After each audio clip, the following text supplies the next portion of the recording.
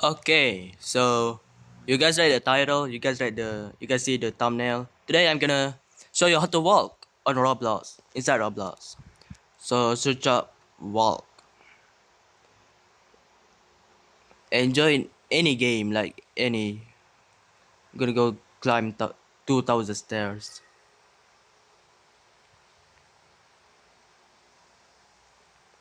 And how to walk is pretty simple. You just move your joystick. Your joystick is the bottom left.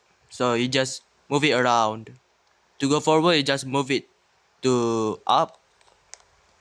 To go back, you just go down. To go right, right, left, left. Yeah, pretty simple really.